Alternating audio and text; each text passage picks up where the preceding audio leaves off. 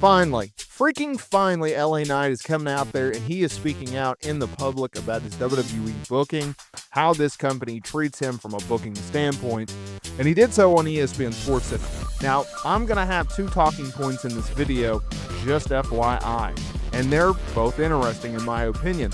He first talked about his position, or lack thereof, in WWE in the world title picture at a WrestleMania, which I think is interesting. I think you guys will find interesting as well.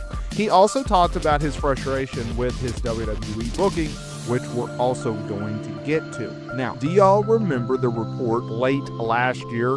He was written off of television. He was attacked by the Vision. He was hit with a tsunami from Bronson Reed on top of a car in a parking lot. And this was about 5 months into him feuding with the Vision. By the way, he's still feuding with the Vision. It's February of 2026, damn near March. So, wow, progression. Now, there was a report talking about how LA Knight would be getting a massive push in 2026. And then there's a report out there, or rumors, whatever you want to call it, that, hey, he's probably going to be working Brock Lesnar at WrestleMania, and everyone and their dog thinks that he's going to get squashed, and he probably will. So, just to give you a little tee up here before we get into the quotes by the mega star. So, he was on ESPN SportsCenter. He was talking about, Elimination Chamber. He's going to be competing in that match this Saturday night, where he'll have the opportunity, should he beat out 5 other stars, that he could challenge Drew McIntyre for the WWE title at WrestleMania, right? And he was talking about what it would mean to him to earn that match against Drew McIntyre. And he said it would mean all this paid off. Everything. All the effort. All the time. All the blood. All the sweat. Tears. All that stuff you hear everybody talk about. It's real. I'm 23 years deep in this thing right now. But with that being the case, when you talk about a marquee match like that, nothing gets bigger than WrestleMania. This is where he gets interesting. He goes, as far as I'm concerned, being in the world title picture at WrestleMania, overdue if you ask me. Now, keep in mind that LA Knight's had 2 matches at WrestleMania in his career thus far, and it's come over the last 2 years, right? Remember at WrestleMania 39, he was supposed to work Bray Wyatt, but Bray was pulled off the television due to medical issues. So we missed out on that. He would have got beaten that match, but hey, whatever. So, well, they worked Royal Rumble. They worked Royal Rumble. Bobby Lashley was supposed to work Bray Wyatt. My bad. You can roast me in the comments down below. I messed up. So anyway, he worked AJ Styles at WrestleMania 40 and got a win over AJ. That's a big deal, right? He was on a super rise at the time. Then he suffered a loss to Jacob Fatu at last year's Mania. And so it is what it is, right? So he then talked about his frustrations with WWE and his booking within WWE.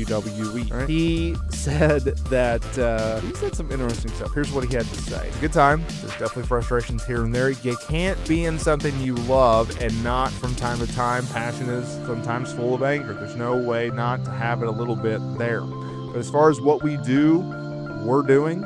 And as far as what I'm doing, it's been a hell of a run. It's been a hell of a ride. So yeah, I'm having fun where I can pick my spots. It's just trying to unplug when I actually have a chance to go home and be at home and enjoy that time. This guy acts like he's never home.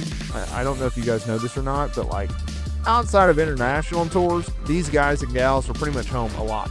They're working 1, maybe 2 days a week. Now, granted, you do have travel in there, but like, let's not get this twisted. They're not working 5 days a week like they used to, or nowhere near the, early 2000s or the 90s or the 80s or whatnot. Like, that's just ridiculous travel.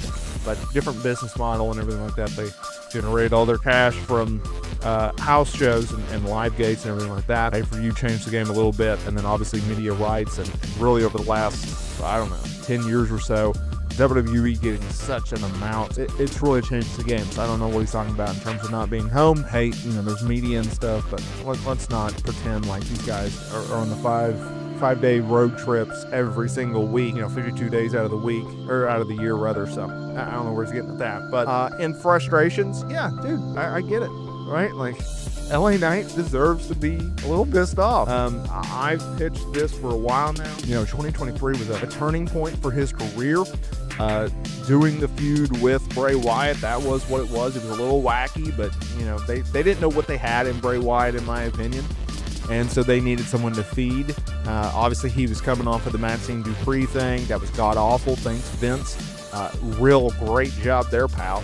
And then Triple H obviously saved LA Knight's career in many ways, turning him back into LA Knight, giving him back his gimmick that he had basically made as Eli Drake down in TNA, but just put a different spin on it and really turned up the volume. And I think he needed creative direction in terms of the launching pad that he got, and I think he got that, and did a lot of good things down in NXT. I loved his feud with Trevor Lee, and the whole $1 Million Belt stuff, and Ted DiBiase and stuff. That was a lot of fun. I really enjoyed that angle, and that was during just a god-awful period. Just pandemic and WWE in general. But 2024 was a year where I thought he was going to take off, and they didn't. They put him in the U.S. title picture, and they did stuff there, but it just never. I don't know. Whenever he was champion, it almost felt like his booking took a back seat. Like he was a classic guy, and maybe this is the way that WWE views him, and maybe this is a way that I think we should all look at him. Like, maybe WWE doesn't see him as the guy, and in the sense of, like, he's better off chasing the title than holding the title.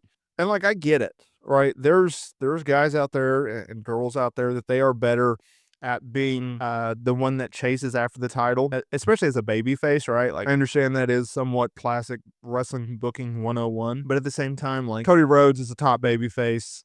He's better off as a champion. I mean, he's don't get me wrong, he's good as, like, chasing, but, like, he can be the world champion, and his booking's just fine. Why can't you do that for LA Knight? It's just weird. A lot of people, and I don't really buy into this conspiracy theory. I understand why there are those who do, but the conspiracy theory that Triple H has it out for LA Knight, yeah, don't really buy that. I mean, you're paying this guy a ton of money, and you're using him on television, but you're just not, pulling the trigger, making him world champion and everything like that. He's in the hunt somewhat, right? He's in the main event picture somewhat. He's just not challenging for the title. And here's my thing. It's like, okay, you want him to be in the world title picture. So is he supposed to be like a Sami Zayn and Jey Uso type where, like, you just plug him in there when you need a challenger just to beat him?